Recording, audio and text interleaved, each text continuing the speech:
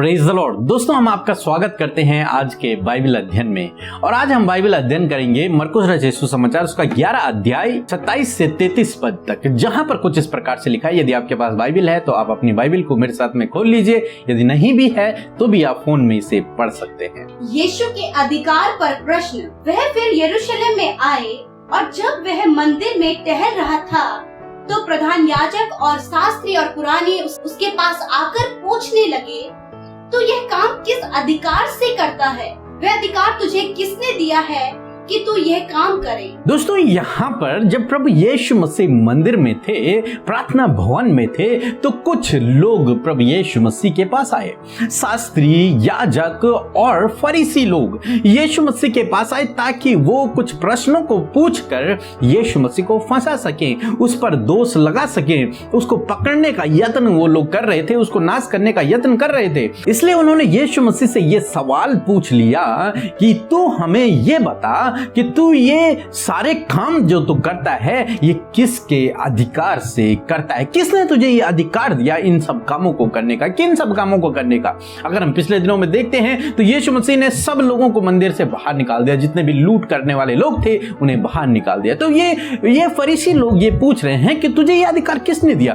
किस याजक ने तुझे ये अधिकार दिया? किस व्यक्ति ने तुझे ये अधिकार दिया? या फिर परमेश्वर ने तुझे ये अधिकार दिया? वो उससे पूछ रहे हैं कि किसके अधिकार में रहकर तू ये सब चीजें कर रहा है, या फिर दुष्ट आत्माओं को निकाल रहा है, बीमारों को चंगा कर रहा है, या फिर ये शिक्षा दे रहा है, ये किसके अधिकार में रहकर कर रहा है? किसने तुझे ये अधिकार दिया है? उन्होंने यीशु मसीह को पकड़ने के, उसको नाश करने के, उस पर दोष लगाने के प्लान से उससे ये सवाल पूछा। यदि ये कहेगा कि परमेश्वर की ओर से मैं करता हूं, तो फिर ये लोग उस पर परमेश्वर की निंदा करने का आरोप लगा देंगे।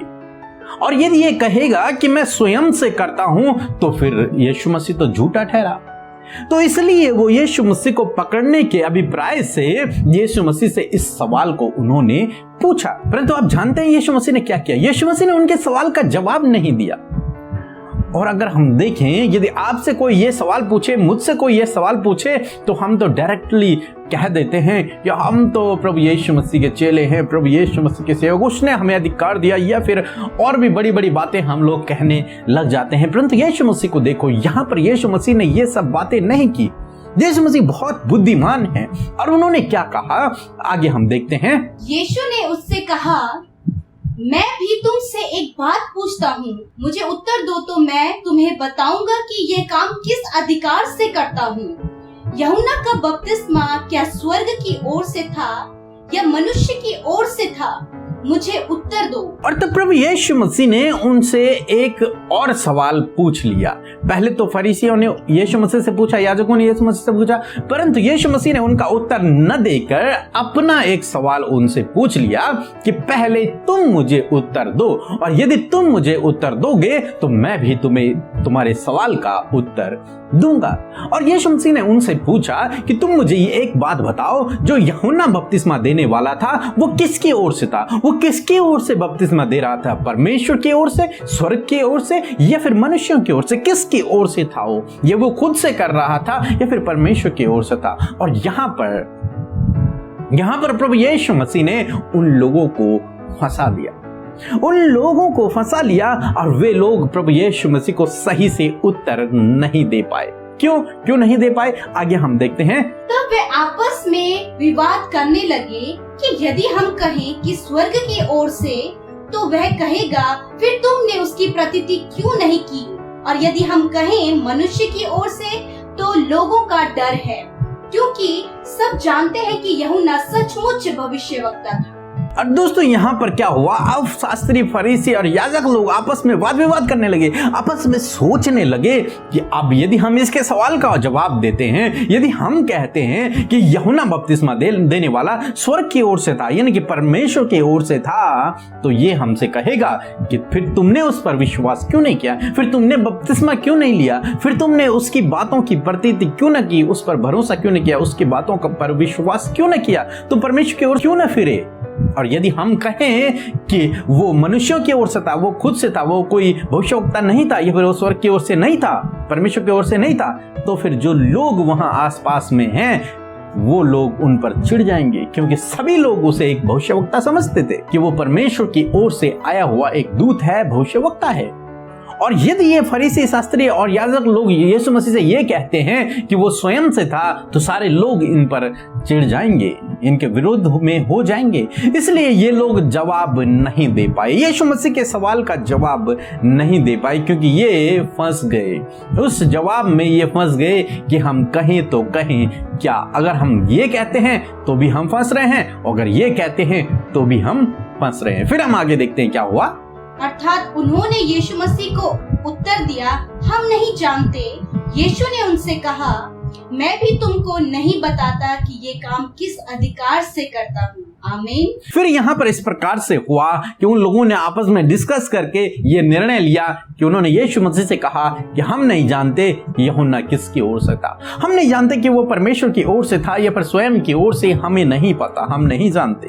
तब यीशु मसीह ने कहा, जब तुम नहीं जानते तो मैं भी तुम्हें नहीं बताऊंगा कि मैं ये काम, दुष्ट आत्माओं को निकालना, बीमारों को चंगा करना, ये शिक्षा देना या फिर मंदिर से उनको बाहर निकालना, ये किसके अधिकार में रहकर करता हूं, मैं भी तुम्हें नहीं बताता हूं। और यहीं पर इनका डिस्कशन समाप्त हो गया और वे लोग वापस चले गए। तो दोस्तों यहां पर हम देखते हैं यीशु मसीह ने उन्हें क्लियरली जवाब नहीं दिया, क्योंकि यीशु मसीह जानते थे कि ये मुझ पर दोष लगाने के लिए यहां पर आए हैं, मुझे पकड़ने के लिए यहां पर आए हैं, मुझे दोषी साबित करने के लिए यहां पर आए हैं। इसलिए यीशु मसीह ने उन्हीं को उस सवाल में फंसा दिया और वो यीशु मसीह के सवालों का जवाब नहीं दे पाए और वापस चले गए। दोस्तों इससे हमें सीखने को मिलता है कि हमें भी जल्दी से सब कुछ दूसरों को नहीं बताना है। यदि कोई आपसे पूछे कि आप किसके अधिकार में ये सब कुछ कर रहे हैं, तो आप भी यीशु मसीह की तरह वेट करें, उससे पवित्र आत्मा की शक्ति और सामर्थ्य मांगे, तब वो आपको बोलने की शक्ति सामर्थ्य देगा। बाइबल कहती है कि पवित्र आत्मा तुम्हें बताएगा कि तुम्हें क्या कहना है। अपने आप से न कहें, अपनी बड़ाई अपने मुंह से न करें या फिर अपने बारे में बताते न फिरें कि मैं फलानी संस्था का पास्टर हूं, मैं एक अपोस्टल हूं, मैं एक भविष्यवक्ता हूं। ये सब बातें न कीजिए, है ना, क्योंकि प्रभु यीशु मसीह ने नहीं बताया उन लोगों को कि मैं कौन हूं। मैं परमेश्वर के अधिकार में रहकर ये काम करता हूं, मुझे सर्वशक्तिमान परमेश्वर ने अधिकार दिया है, मैं उसका पुत्र हूं। प्रभु यीशु मसीह ने नहीं बताया। देखिए हम में क्या होता है, हम कुछ नहीं है फिर भी अपने आप को बहुत बड़ा चढ़ा कर लोगों को बताते हैं कि हम ये हैं। तो ऐसा हमारे बीच में नहीं होना चाहिए। सो दोस्तों मैं आशा करता हूं कि आप आज के बाइबल अध्ययन को समझ गए होंगे और प्रभु इस वचन के द्वारा आपको बहुतायत से आशीष दे। और यदि आपको बाइबल अध्ययन अच्छा लग रहा है तो आप जरूर से कमेंट में हमें बताएं और अपने सवालों को भी आप हमें भेज सकते हैं ताकि हम उनके उत्तर भी आपको दें। सो प्रभु आपको आशीष दे। आमीन।